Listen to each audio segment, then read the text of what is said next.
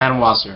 On the idea of Purim and how it relates to modern times, we have to go back a little bit to the story of Purim before we say anything. During the time of Purim, the Jewish people had lost their land, the temple in Jerusalem was destroyed, the 10 tribes of the north were dispersed across the known world at the time, and the tribes of Judah, Benjamin, Levi, and Shimon were mainly in Bavel and in Shushan, which is southern Iran, and Bavel in Iraq. They didn't know what their future was. They wanted that Israel should be returned to the Jewish people, but in their minds it wasn't going to happen. It wasn't realistic. Persia controlled everything. Well, the king was very tired with his wife, and he wanted a new queen. So he called upon all the most beautifulest women of the empire of Persia to come together that he should pick a new queen. Queen Esther had lost her family. During the time there were pogroms against the Jews, and she had to hide who she was. And when she went in front of the king, he chose her to be his queen, not knowing that she was Jewish. Over time, there was a close advisor to the king, Haman, who was very anti-Jewish and hated the Jews. He even been to Israel before, and there's a long history even before the story of Purim with Haman and the Jews. But he had plotted that he was going to basically create a Holocaust in the empire and destroy every Jew. Queen Esther and her uncle Mordecai found out about this, and they plotted against Haman to stop him. And the Jewish people were so afraid that they were going to be destroyed that the children of Mordecai's yeshiva fasted. And the Jewish people were against this. Queen Esther fasted. That's why we have the fast of Esther, because this was a time where they fasted, that God decided, no, I will not allow the Jewish people to be destroyed. That's when they were actually called Jews for the first time, and they were saved. Haman was killed, and Queen Esther was revealed as a Jew, and her son, Cyrus, eventually allowed the Jews to go back to Israel and rebuild the second temple of Jerusalem. So how does this relate to today?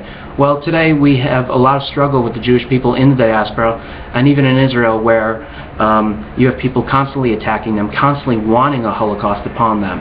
That's one. Two, in Israel, there's a question: are we Jewish first or Israeli first? And if we are Israeli, what does that mean to be Israeli? So you have an identity crisis, because in the story of Purim, the Jewish people went to a banquet, and they, instead of saying they were Jewish, they hid their faces, drank non-kosher wine, and just assimilated into the culture because they wanted to be accepted.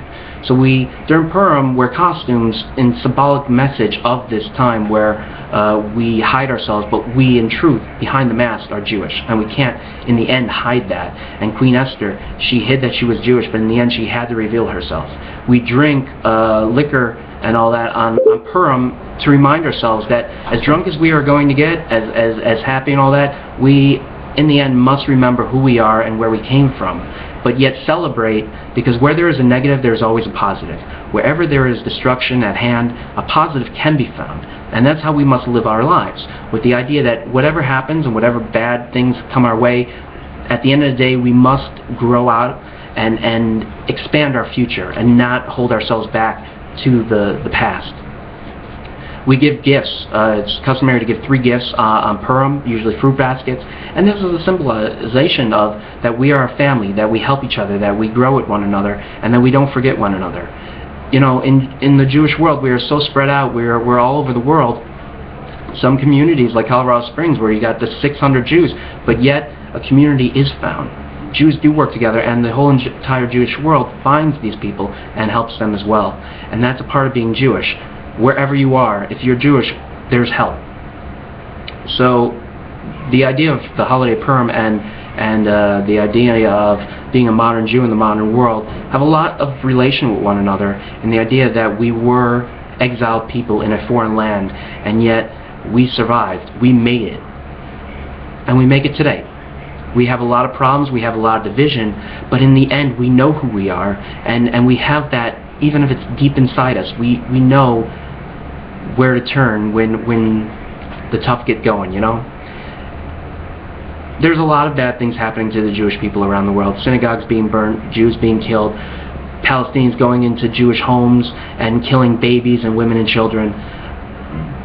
But we still survive. We still say to ourselves, this is horrible, we're sad, but we live on. We fight because we know who we are, and we know that there's one God. And it's like drinking.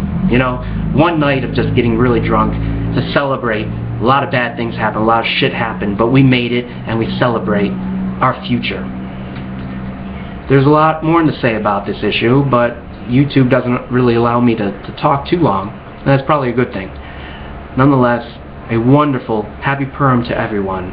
God bless everyone around the world, and may we have our Mashiach, our redemption, for all peoples around the world as soon as possible.